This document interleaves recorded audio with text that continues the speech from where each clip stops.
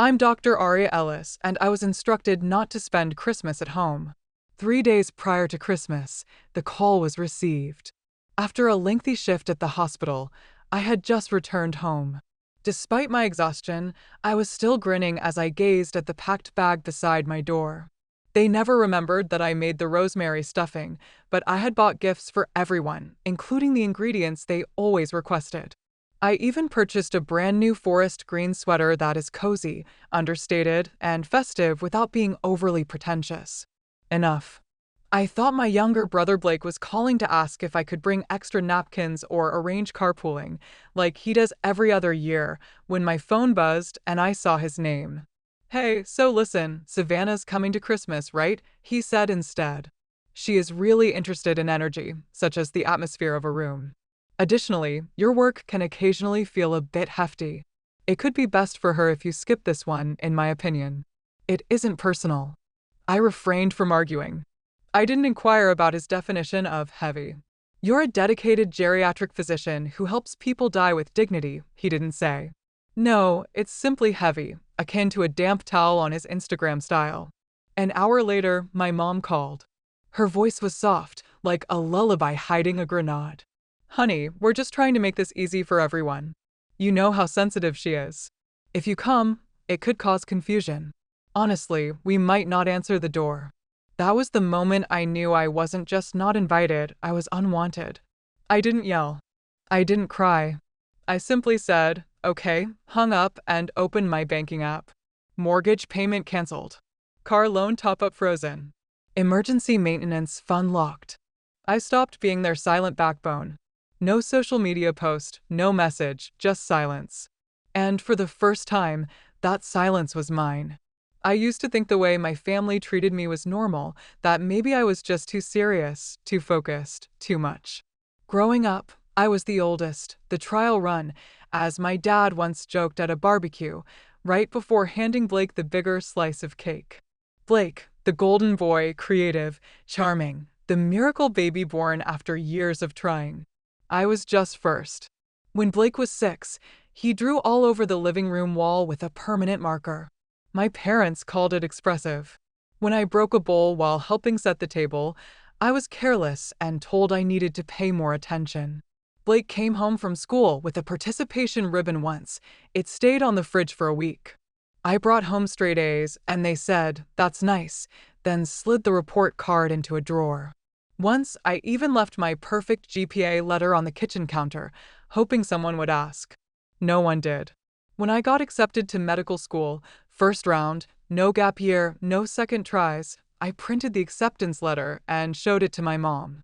She said, "Wow, that's intense. You'll have to be careful not to burn out." When Blake dropped out of college for the third time to pursue creative direction, they threw him a re-entry party, balloons, cake. A photo of him with a paintbrush now sits framed in the hallway, like he cured cancer. They always said he was artsy, that he felt things deeply. I once found my sketchbook in the recycling bin under grocery store flyers. When I asked, they said they thought it was scrap paper. But I kept going. I worked hard, graduated early, got licensed, and started treating elderly patients, people who had been dismissed, forgotten, left to decline alone. I gave them my time, my energy, my whole heart. At home, I gave just as quietly, fixed their plumbing, paid off a lingering home repair bill without being asked, lent Blake money when his freelance gig fell through. Never asked for it back. Never even mentioned it. But none of that mattered because, in my family's eyes, Blake was the star. And I, despite everything, was just the one who always showed up on time and didn't complain until I didn't. There's a strange kind of pain in being the person everyone relies on but no one really sees.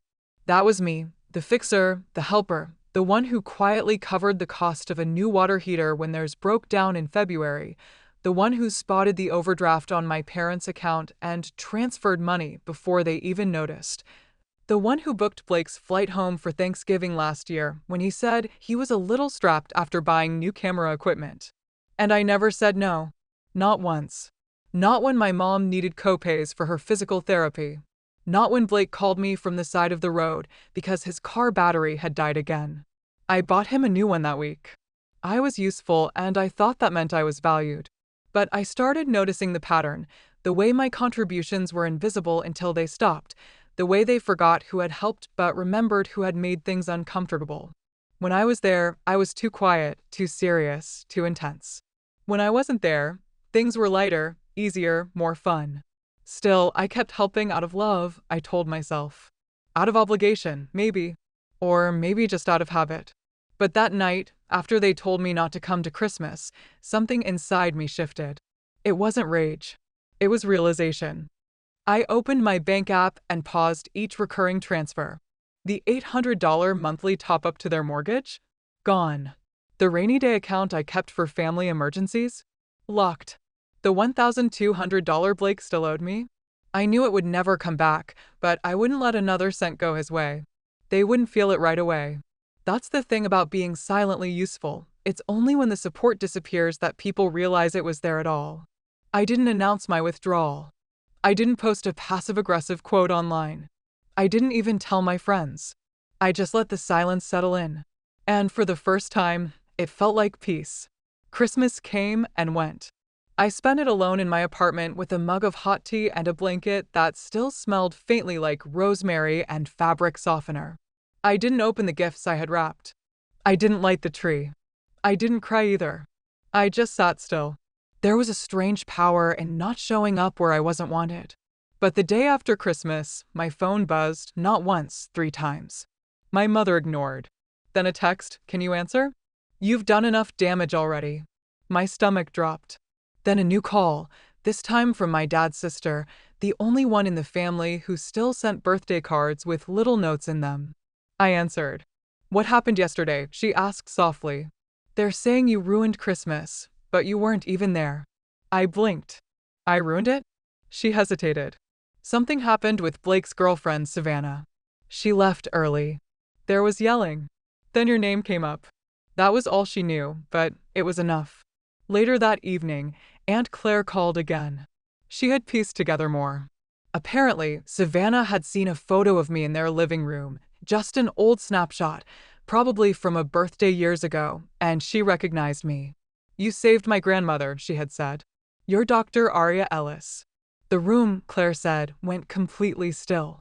What followed wasn't clear, only that Savannah asked if I was the sister they talked about, and whatever she heard next made her quietly gather her things and leave. I didn't need the details. I could imagine it all too well. They probably joked about me, as they always did, that I lived in hospitals, that I made things too serious, that I was hard to love.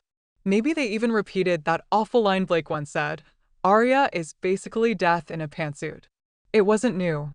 But this time, someone else had been listening, someone who didn't grow up believing that cruelty was just how family speaks, someone who remembered the doctor who stayed by her grandmother's side when every other physician had given up, someone who saw me without being told how to see me first.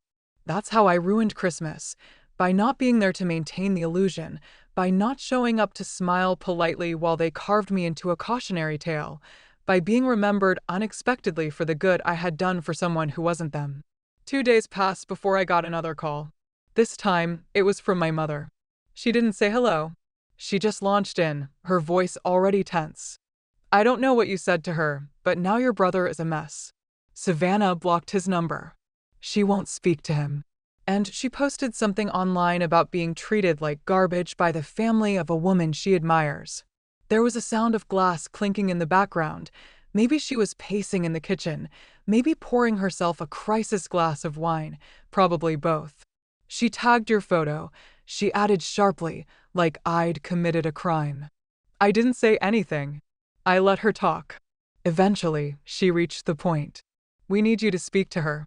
Just clarify that there was no bad intention, that she misunderstood, right? Because I was the family's PR department now, damage control for the same people who had uninvited me from the dinner table. She's ruining your brother's future," my mom said, quieter now. "His name is being dragged in those art circles she's part of. You know, all that stuff in New York. He's being blacklisted." I almost laughed, not because it was funny, but because of how absurd it was. They had spent decades trying to make me invisible, and now the consequences of that invisibility were finally landing somewhere they cared about. Their image. I didn't respond. I just said, I'll think about it. I didn't think about it. Instead, I opened Savannah's post. It wasn't angry. It wasn't even dramatic. It was just honest. She wrote about the doctor who had saved her grandmother, about walking into a family celebration hoping for warmth and instead hearing people joke about that same woman. She wrote how shocked she was that someone so kind and impactful could be so ridiculed by her own family. She didn't use names. She didn't have to. One line stood out: some people hide cruelty behind polite smiles and holiday lights. But the moment I saw that photo, I remembered what real kindness looks like. And it wasn't anyone sitting at that table. It went viral in her circles. People were sharing it, commenting, tagging others. And for the first time, none of those voices were calling me difficult or heavy. They were saying I mattered. That same night, just before I went to bed, my phone buzzed again. This time, it was a voicemail, not from my mother, not from Blake, not even from my father, who only ever calls when he needs help resetting his email password. It was from Savannah. Her voice was quieter than I remembered from the one video Blake had sent weeks ago, less airy, less polished, more real. Hi, I'm so sorry to reach out like this. I got your number from your aunt. I hope that's okay. I needed to say something. There was a pause, a long one. I didn't know, she said. I didn't really know who you were, but I recognized your photo. You treated my grandmother years ago. She still talks about you. She says you changed everything. You didn't give up on her when others did. You were kind. You were present. You made her feel like she mattered. Another pause. Her voice cracked slightly this time. I'm sorry about what happened and what was said about you. I had no idea. I couldn't sit there and pretend, so I left. That was it. I listened to it twice, then again, and I cried, not because I was sad, but because, for the first time in years, someone saw me. Truly saw me, not through the filter of family expectations or decades of dismissal, not through the lens of too serious or too intense, not as a shadow standing behind the golden child. Just as me. Savannah didn't ask for anything. She didn't suggest we reconnect or meet up for coffee. She didn't try to fix what she hadn't broken. She simply acknowledged the truth. And somehow, that did more to heal me than 1,000 empty apologies from my own family ever could. 3 days later, a small package arrived in the mail. It was a letter, handwritten on thick paper, ink smudged slightly in the corners. Inside, Savannah wrote more about her grandmother, how she still did yoga twice a week, still walked to the farmer's market, still told the story of the young doctor who looked her in the eye and said, "You're not done yet." She thanked me, not just for saving a life, but for showing her what real strength looked like. I framed the letter, hung it beside my desk, the same desk where I finish patient notes every evening. And for the first time in years, I didn't feel like I had to prove anything. Not to them, not to anyone. Just when I thought the dust had finally settled, my inbox lit up. Subject line, "Let's reset things." It was an email signed by all three of them, my mother, my father, and Blake. A united front, as if they were submitting a group project. The tone was exactly what I expected from people who believed apologies were a form of negotiation. They didn't say sorry, not directly. Instead, they acknowledged that emotions had run high and that they regretted how things may have been perceived, which, in plain English, translates to, we still think we're right, but we're afraid of the consequences. They suggested a family brunch, neutral territory, open-hearted discussion, they called it. And then, buried in the fourth paragraph, they mentioned it. They'd really appreciate it if I reached out to Savannah and asked her to take down her post. There it was, the real reason for the sudden olive branch. It wasn't a gesture of healing. It was a bargaining chip, an attempt to restore Blake's reputation in the art circles Savannah moved in, to clean up the mess they'd made using me as the mop.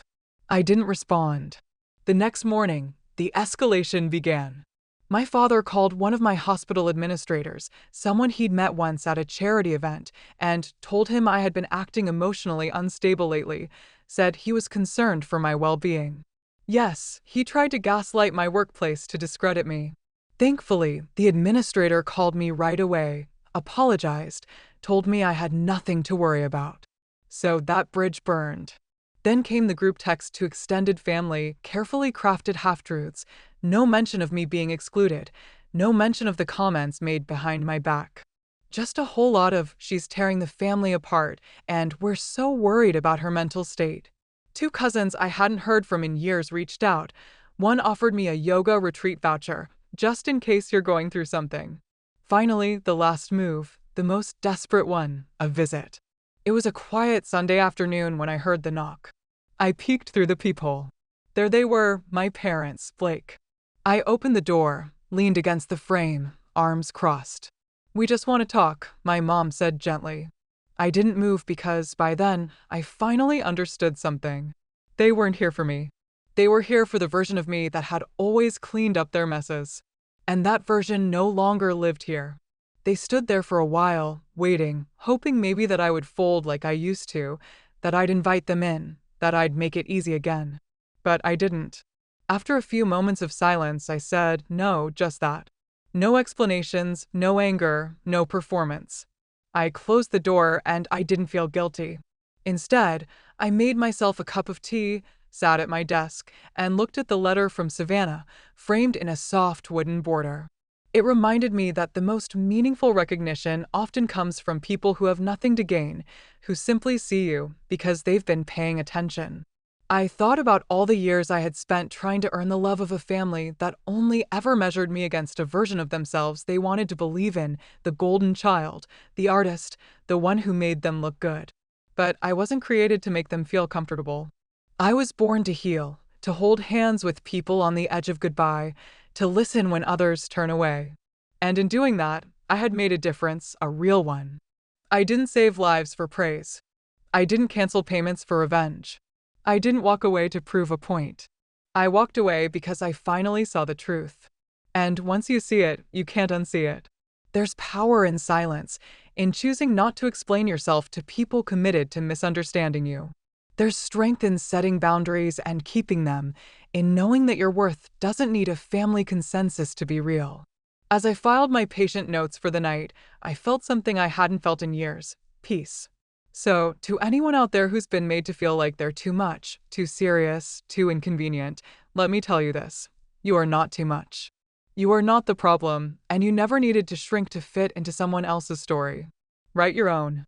And if this story resonated with you, if you've ever been made to feel invisible by the people who were supposed to see you most, please take a moment to like, share, or comment. Because sometimes, the quietest stories carry the loudest truths, and sometimes, not showing up is the most powerful thing you can do.